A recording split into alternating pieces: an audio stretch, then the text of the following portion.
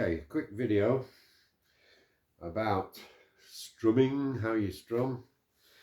Not so much the strum patterns, but just how you don't wear your elbow out. Okay, you're not playing from your elbow, playing from your wrist. That's all it is. Twist of the wrist, flick of the wrist. That's what the showman said, because he's got a lovely bunch of coconuts. Anyway, so if you're doing this, right, and you can't do it fast enough, okay, you'd soon wear your elbow out. What I want you to try and do, just as a practice, okay, and I'm not saying you never move your elbow, you know, you might get more excited and, you know, give bigger strums, but basically the main thing is try and anchor your forearm against the side of your uke, and then all you're doing is twisting your wrist. Not moving, my forearm's not moving up and down.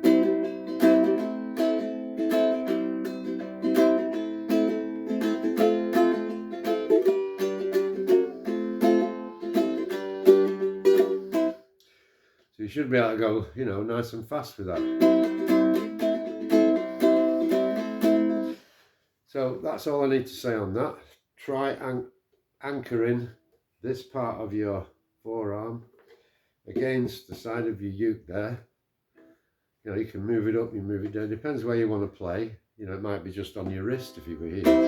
If you get a tinnier sound there, you're probably better more over the sound hole or at the start of where the fretboard starts. But anchoring your forearm there, so your wrist can't go up and down, your elbow can't go up and down.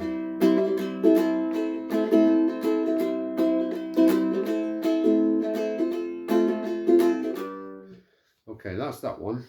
I'm going to move the camera in closer because I want to show some of the rock and roll chords, as I call them. Here we go. Coming in closer. Right, how's that? Let's turn it a bit. Okay. So, let's start with the C chord. What I want to do is, we've done +2 and we've done +4. Okay. Well, with rock and roll, it's like +6. Okay, so say you're in C, and there's a C string, there's a C note. Now you've got your scale, right?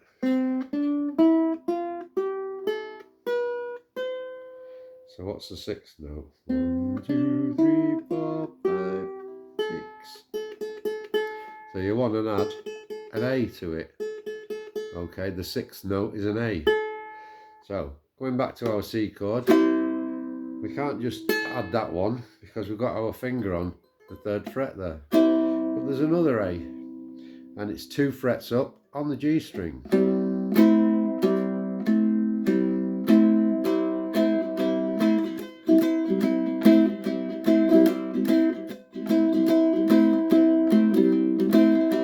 I'm just putting my finger on and off.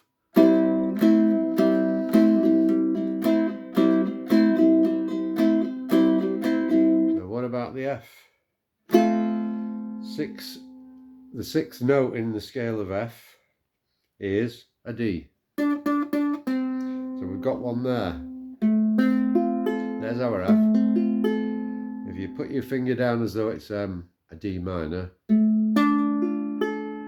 okay, that finger you've just put down is the 6th note. So if we're playing an F, we're playing.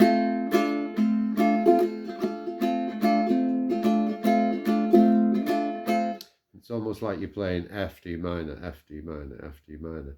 But all you're doing is putting your finger on and off the 6th note in the scale of F. Now we come to G. So you've got your G there. And the 6th note, I know, is an E. Right? Now we can't do an E there because we can't do an E on the E string because we're holding this D chord. So we've got another E here, which is the 4th fret of the 3rd string.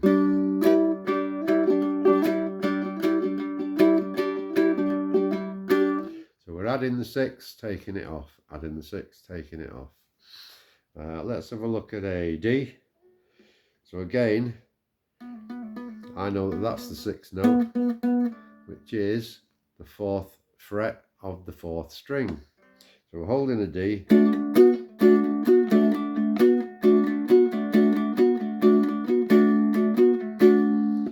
What about an A?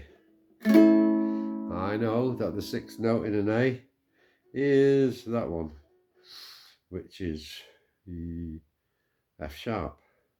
Yeah, it's F sharp. So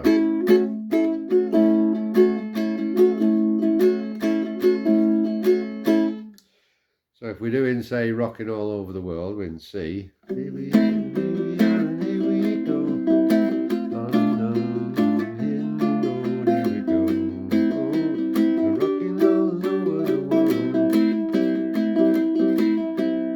Now sometimes you could use the 6th and the 7th note, which would sound something like.